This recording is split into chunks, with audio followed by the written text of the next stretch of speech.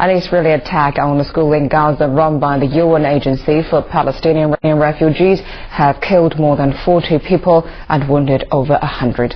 Tuesday's attack caused the single highest death toll since the beginning of Israel's offensive on December the 27th.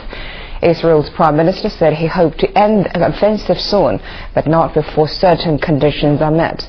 David Rathbun has more. Reports say artillery shells from Israeli tanks exploded about 10 meters outside a UN school in the Jabalia refugee camp in northern Gaza on Tuesday evening. Palestinian officials say 46 bodies have been recovered, with 150 others wounded.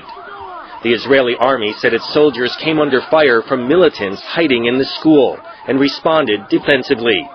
It was the second deadly Israeli attack to strike a UN school since the ground invasion of Gaza began. On Monday evening, 3 Palestinians were killed at another UN school outside Gaza City. In both cases, the schools had been used as shelters for people displaced by the violence.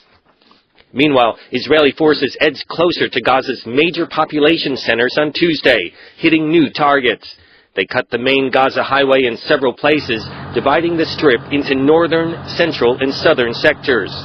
The Israeli military says it has killed 130 militants over the past 2 days, greatly reducing rocket fire into the Jewish state.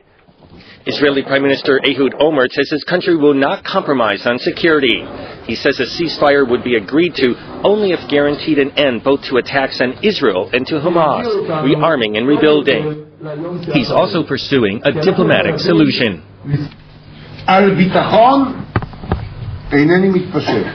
About security, I am not compromising. Not here and not anywhere else.